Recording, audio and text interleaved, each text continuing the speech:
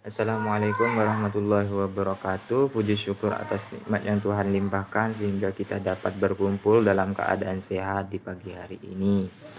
Yang terhormat Ibu dosen Anggita Anggriana SHMH selaku pengampuh mata kuliah Hukum Perbankan dan Lembaga Keuangan Non-Bank. Sebelum saya menyampaikan materi, alangkah baiknya saya akan memperkenalkan diri saya. Nama saya Jamil dari kelompok 2 mata kuliah Hukum Perbankan dan Lembaga Keuangan Non-Bank.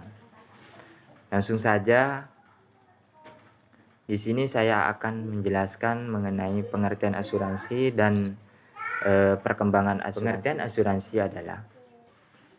asuransi adalah suatu kemauan untuk menetapkan kerugian-kerugian kecil atau mempersedikit kerugian yang sudah pasti sebagai pengganti atau yang sudah pasti sebagai substansi kerugian-kerugian besar yang belum tentu pasti. Jadi maksudnya adanya asuransi ini sebagai suatu pengganti atau untuk memperkecil kerugian-kerugian. Next, dari sudut pandang hukumnya, asuransi merupakan suatu kontrak. Jadi asuransi ini sebagai suatu kontrak atau suatu perjanjian antara dua belah pihak, yang mana yaitu mengenai antara penanggung dan tertanggung. Maksud dari kontrak atau perjanjian tersebut, pertanggungan risiko antara tertanggung dengan penanggung berjanji akan membayar kerugian yang disebabkan risiko yang dipertanggungkan kepada tertanggung. Terus, pengertian asuransi berdasarkan pasal 1 ayat 1 Undang-Undang Nomor 40 Tahun 2014 tentang usaha perasuransian. Asuransi tersebut berarti perjanjian antara dua pihak mengenai perkembangan asuransi. Perkembangan asuransi dihitung dari sejak diberlakukannya sistem tanam paksa atau cultural sale oleh pemerintahan penjajahan Belanda di bawah Gubernur Jenderal John van den Bosch pada 1843. Usia bisnis perasuransian di Indonesia telah mencapai lebih dari 160 tahun. Suatu perjalanan waktu yang relatif panjang. Perkembangan asuransi pada tahun 1987 sampai sekarang, perkembangan berikutnya adalah sebagai kelanjutan dari perubahan sistem ekonomi sosial ke sistem ekonomi liberal. Pada tahun 1988, pemerintahan telah melakukan apa yang disebut dengan deregulasi pada bidang perekonomian. Hal ini sejalan dengan pembangunan di segala bidang yang sangat gencar dilakukan oleh bangsa Indonesia. Bidang perasuransian pun mulai digarap dengan gencar juga guna menjaga agar pertumbuhan sektor perusahaan. Maka pemerintahan telah mengeluarkan beberapa peraturan tentang perasuransian.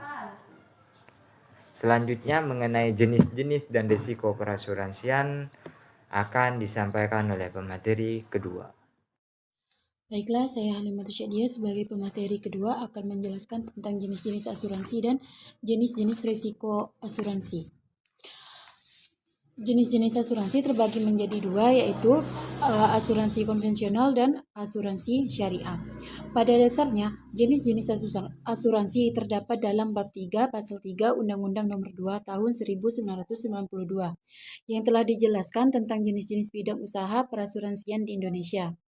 Dalam pasal tersebut sudah dijelaskan diantaranya yang pertama, asuransi kerugian, yaitu perjanjian asuransi yang memberikan jasa dalam penanggulangan resiko atas kerugian, kehilangan, manfaat dan tanggung jawab hukum kepada pihak ketiga yang timbul dalam peristiwa yang tidak pasti. Yang kedua, asuransi jiwa, yaitu perjanjian asuransi yang memberikan jasa dalam pertanggungan yang dikaitkan dengan hidup atau meninggalkan seseorang yang dipertanggungkan. Yang terakhir, reasuransi, yaitu perjanjian asuransi yang memberikan jasa dan pertanggungan ulang terhadap risiko yang dihadapi oleh perusahaan asuransi. Jenis-jenis asuransi konvensional. Asuransi konvensional terdiri dari 3 jenis, yaitu yang satu asuransi jiwa.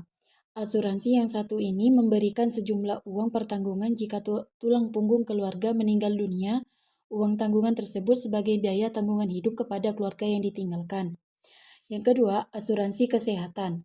Asuransi kesehatan akan menanggung biaya rumah sakit nasabah, artinya objek yang diasuransikan adalah kesehatan nasabah. Umumnya, nasabah perlu membayar uang premi asuransi kesehatan setahun sekali. Yang ketiga, asuransi mobil. Pada asuransi mobil, objek yang dijamin adalah kendaraan milik nasabah. Apabila rusak atau hilang, asuransi akan menggantinya dengan uang atau perkaitan di bengkel. Jenis-jenis asuransi syariah. Asuransi syariah terdiri dari 2 jenis, yaitu yang pertama takaful keluarga. Adalah bentuk asuransi syariah yang memberikan perlindungan dalam menghadapi musibah kematian dan kecelakaan atas diri peserta asuransi takaful. Yang kedua, takaful umum. Adalah bentuk asuransi syariah yang memberikan perlindungan finansial dalam menghadapi bencana atau kecelakaan atas harta benda milik peserta takaful. D. Jenis-jenis resiko asuransi. Menurut Dahlan Siamat berpendapat bahwa resiko dalam perusahaan perasuransian adalah sebuah ketidakpastian dari kerugian finansial. Suatu yang mungkin mengalami kerugian finansial adalah resiko. Yang dikatakan sebagai kerugian finansial beresiko adalah ketika kita memiliki suatu benda yang bernilai dan terjadi kecelakaan terhadap benda tersebut, maka dapat dikatakan sebagai suatu risiko.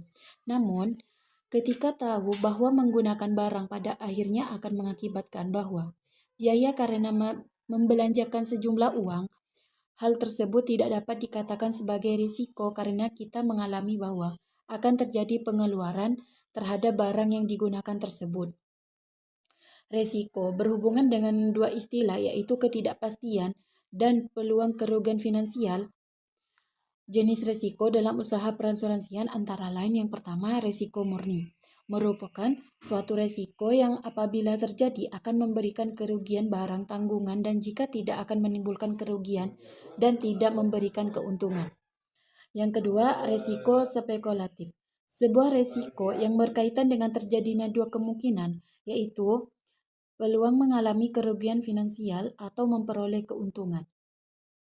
Resiko spekulatif memungkinkan terjadinya kerugian atau keuntungan, misalnya seperti melakukan investasi saham di bursa efek dan lainnya sebagainya. Yang C, resiko pribadi.